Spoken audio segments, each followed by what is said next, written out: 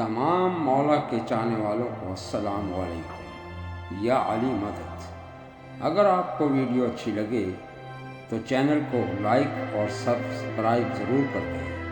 شکریہ۔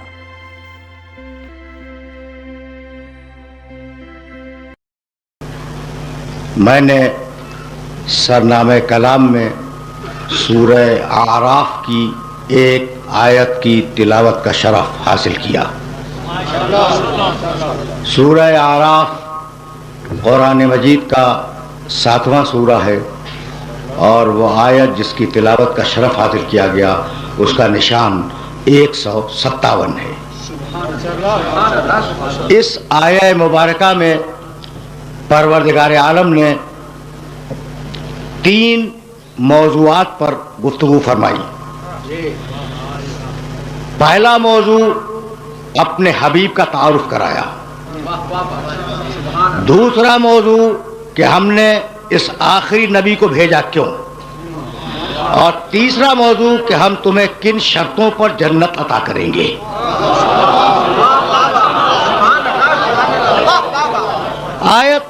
آیت طویل ہے، لیکن میری خواہش یہی ہوگی کہ میرے محترم سننے والے اس آیہ مبارکہ کے ترجمے کی طرف توجہ فرمائیں، بلکہ اس کا جو مغز ہے اس کی طرف توجہ کریں۔ الذین یتبعون الرسول النبی الامی، وہ لوگ جو پیروی کرتے ہیں اس رسول کی، اس نبی کی، اس امی کی۔ الذی یجدونہ مکتوبا عندہم فی التوراۃ والانجیل، یہ وہ نبی ہے کہ جس کا تذکرہ پانے والے قیامت تک توریت و انجیل میں پاتے رہیں گے۔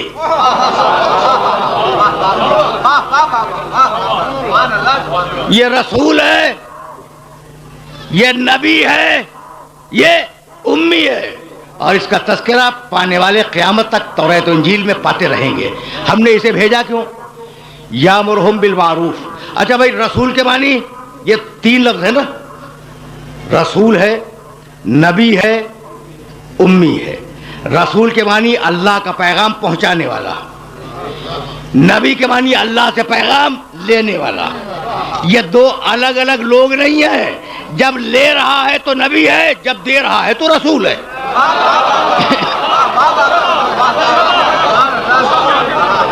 ٹھیک ہے، ذرا آرام سے سنتے جانا۔ اچھا، تو رسول کے معنی پیغام پہنچانے والا، نبی کے معنی پیغام اللہ سے لینے والا، امی کے معنی جسے نہ لکھنا ہے نہ پڑھنا ہے۔ بھائی یہی تو ترجمہ کیا ہے مفسرین نے، مترجمین نے۔ امی کے معنی جسے نہ لکھنا ہے نہ پڑھنا ہے۔ نعوذ باللہ من ذالک۔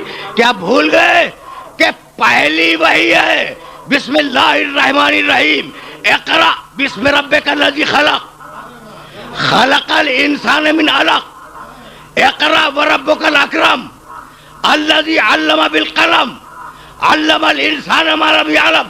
حبیب پڑھ، اپنے رب کے نام سے پڑھ جس نے خلق کیا، انسان کو جمے ہوئے خون سے خلق کیا۔ اقرأ، حبیب پڑھ، وربک الاکرم، تمہارا رب بہت کریم ہے حبیب، پڑھو۔ الذی علم بالقلم، جس نے قلم سے لکھنا سکھلایا۔ علم الانسان ما لم یعلم، اور انسان کو سب کچھ سکھلا دیا جو انسان نہیں جانتا تھا۔ تو پہلی وحی میں پڑھنے کا بھی تذکرہ ہے، لکھنے کا بھی تذکرہ ہے، اور مسلمان کا خیال یہ ہے کہ نہ پڑھنا آتا تھا نہ لکھنا آتا تھا۔ بھائی بات پہنچ رہی ہے نا؟ اچھا، تو اب امی کے معنی جو بھی ہو، بھائی توجہ رہے، جاہل کے نہیں ہے، یہ رسول ہے، یہ نبی ہے، یہ امی ہے۔ ہم نے کیوں بھیجا؟ یامرہم بالمعروف، ترجمہ کر رہا ہوں وہ بھی آیہ مبارکہ کا۔ ہم نے اس لیے بھیجا کہ یہ ساری اچھائیوں کا حکم دے، وَيَنْهَاهُمْ عَنِ الْمُنْكَرِ، اور ساری برائیوں سے روکے۔ بھائی تمہارا نبی کیوں آیا؟ ساری اچھائیوں کا حکم دے اور ساری برائیوں سے روکے۔ وَيُحِلُّ لَهُمُ الطَّيِّبَاتِ، اور ساری پاکیزہ چیزوں کو حلال قرار دے۔ وَيُحَرِّمُ عَلَيْهِمُ الْخَبَائِثَ، اور ساری خبیث چیزوں کو حرام قرار دے۔ وَيَضَعُ عَنْهُمْ إِصْرَهُمْ وَالْأَغْلَالَ الَّتِي كَانَتْ عَلَيْهِمْ، اور ہم نے اس نبی کو اس لیے بھیجا کہ تم نے جو رواج بنائے ہیں، تم نے جو رسمیں بنائی ہیں، تم نے جو دستور اور قانون بنائے ہیں، انہیں وہ توڑ دے اور اللہ کے قانون کو دنیا میں رائج کرے۔ تو ساری اچھائیاں جانتا ہے جبھی تو حلال کرے گا، ساری برائیاں جانتا ہے جبھی تو حرام کرے گا، سارے طیبات جانتا ہے جن کی حلت کا حکم دے گا، ساری خبیث چیزیں جانتا ہے جن کو حرام کرے گا، سارے قانون جانتا ہے جنہیں توڑے گا، اللہ کے قانون کو جانتا ہے جسے نافذ کرے گا۔ تو اتنی ساری باتیں جانتا ہے اور پھر کہہ رہے ہو کہ نہ پڑھنا آتا تھا نہ لکھنا آتا تھا۔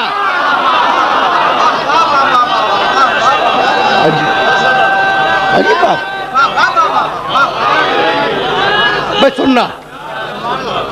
بھائی سننا اور بہت آرام سے میرے ساتھ چلتے رہنا۔ اچھا، تو پہلے حصے میں تعارف کرایا، دوسرے حصے میں یہ بتلایا کہ کیوں بھیجا، اور اب تیسرے حصے میں یہ آواز دی کہ ہم تمہیں کن شرطوں پہ جنت دیں گے۔ فالذین آمنوا بہ، میرے حبیب پہ ایمان لاؤ میں تمہیں جنت دوں گا، میرے حبیب پر ایمان لاؤ میں تمہیں جنت دوں گا۔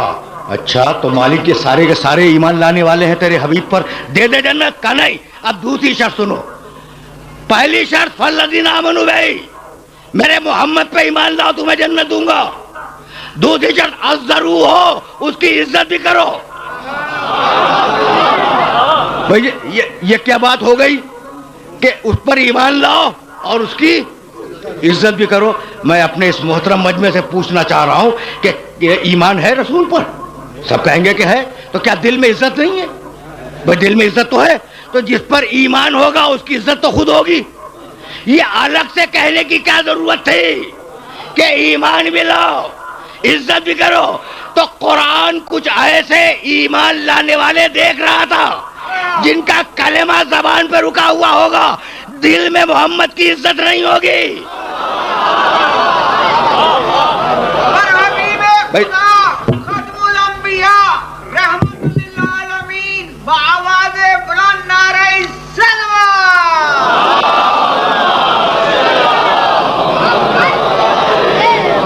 بھائی بہت اطمینان سے میرے ساتھ چلتے رہنا، اور جس مرحلہ فکر تک تمہیں لے جانا ہے وہ مرحلہ فکر ابھی بہت دور ہے۔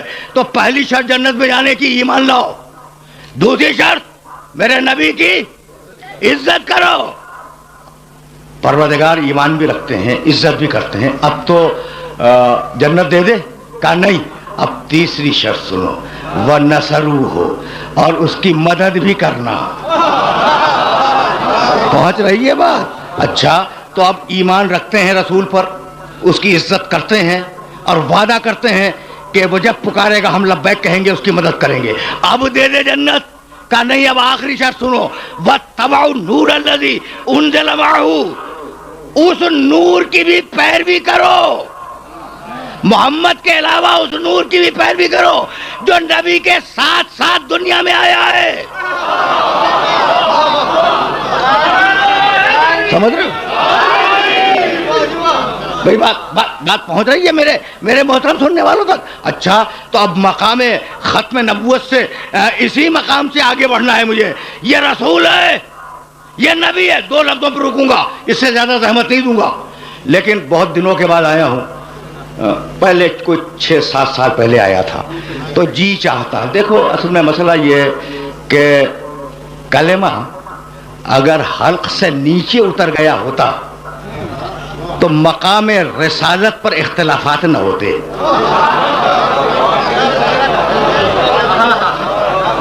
کوئی عجیب بات ہے، کلمہ پڑھتے ہیں لا الہ الا اللہ محمد رسول اللہ، ہم گواہی دیتے ہیں نا، اذان میں تو گواہی ہے، تشہد میں بھی گواہی ہے، لا الہ الا اللہ کوئی معبود نہیں ہے سوائے اللہ کے، محمد رسول اللہ۔ ترجمہ کروں، محمد اللہ کے رسول تھے لیکن انتقال فرما گئے۔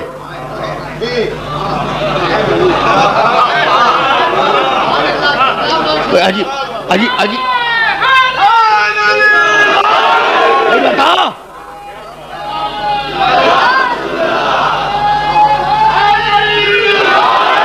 بھائی مجھے بتلاؤ کہ مؤذن جب اذان میں یہ جملہ کہتا ہے اشہد ان محمدن، رسول اللہ. تو میں ترجمہ کروں, میں گواہی دیتا ہوں کہ محمد اللہ کے رسول تھے لیکن انتقال فرما گئے. کیا دنیا کا کوئی انسان اس ترجمے کو صحیح قرار دے گا؟ بھائی سارا مجمع کہہ رہا نہیں. اچھا تو صحیح ترجمہ کیا ہے؟ میں گواہی دیتا ہوں کہ محمد اللہ کے رسول ہیں. تو زبان سے کہہ رہا ہے محمد رسول ہیں اور دل میں عقیدہ ہے کہ رسول تھے.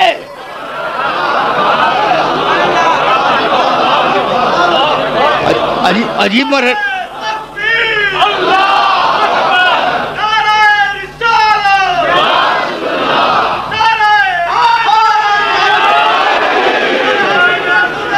پہنچ رہی ہے بات.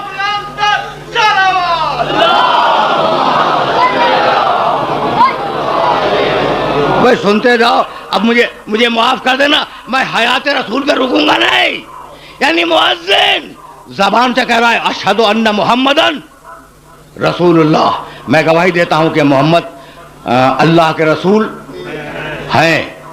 ٹھیک ہے نا. اور دل میں عقیدہ کیا ہے؟ رسول تھے. تو اب مجھے جملہ کہنے کی اجازت ہے کہ بھائی زبان پہ ہے کہ ہیں رسول ہیں, دل میں ہے کہ رسول تھے. جہاں زبان اور دل میں اختلاف ہو جائے اس کا نام اسلام نہیں ہے, منافقت ہے.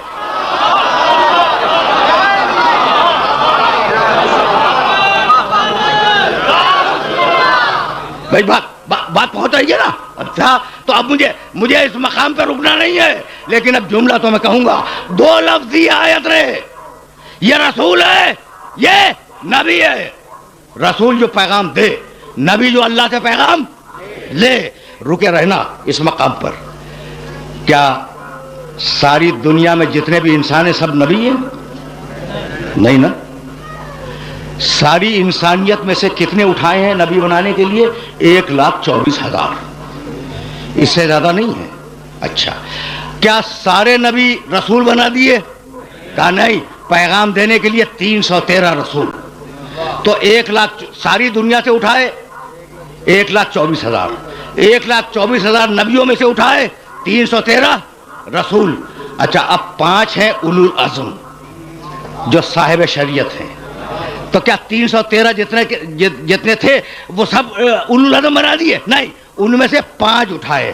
نوح علیہ السلام, ابراہیم علیہ السلام, موسیٰ علیہ السلام, عیسیٰ علیہ السلام اور ہمارے نبی. ٹھیک, یہ 5. اچھا ان 5 کو کیا پانچوں کے پانچوں کو خاتم النبیین بنا دیا؟ نہیں, ان میں سے ایک کو اٹھایا اور اسے بنایا خاتم النبیین. تو ساری دنیا میں سے اٹھائے 1,24,000 نبی. نبیوں میں سے منتخب کیے 313 رسول.